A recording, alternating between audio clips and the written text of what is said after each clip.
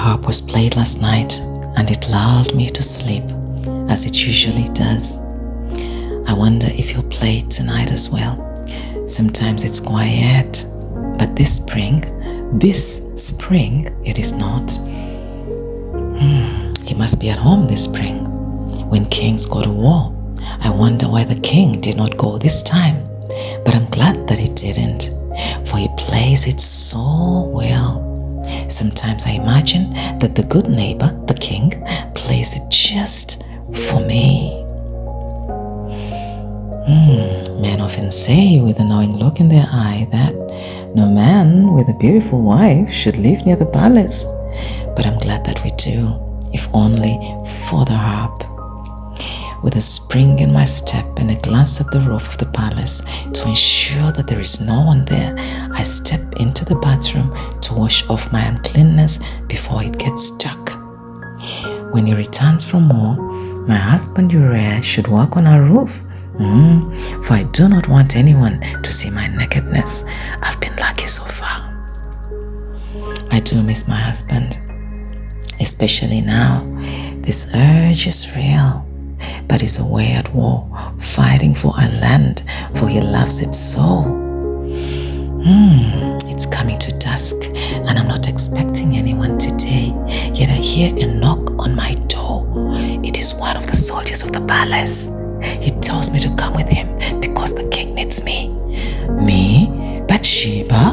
Why would the king send for me? I'm very afraid.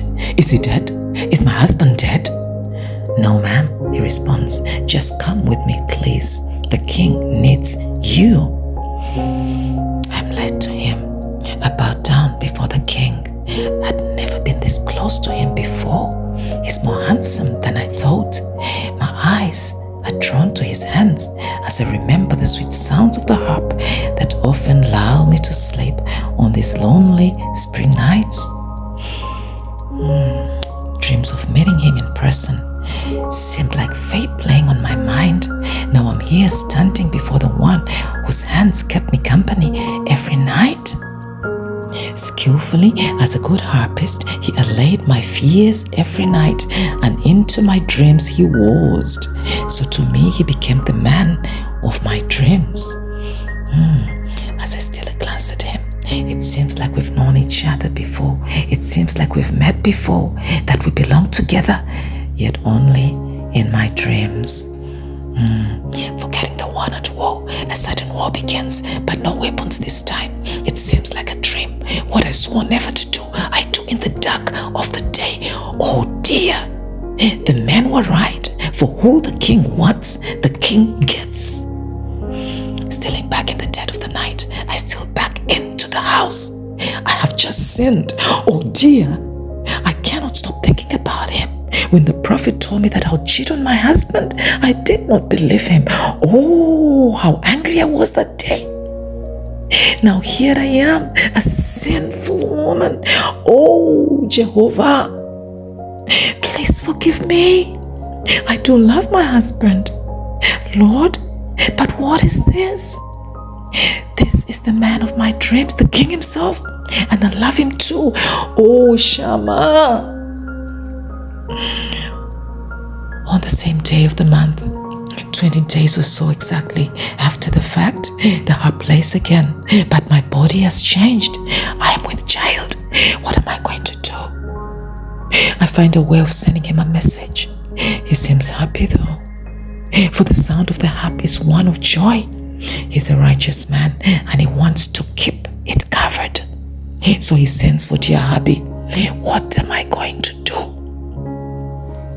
Uriah is a wise man, so he refuses to come to the house. I'm glad that he does though. How can I lie with him, yet my heart and body now belong to another? The touch of the harpist played me so well. Thankfully, the Hittite returns to war with a brown envelope in his hand. Before long, I received the news. Why don't I mourn like a widow? Why don't I hurt for the one with whom I made my vows, the husband of my youth? Oh Yahweh, the time comes and the days of mourning end. The days of mourning are over. I return to the palace. I am led to the palace. This time, not as Uriah's wife, but this time as one carrying a prince in my womb. And I become the harp that he plays all day and sometimes all night. Bathsheba,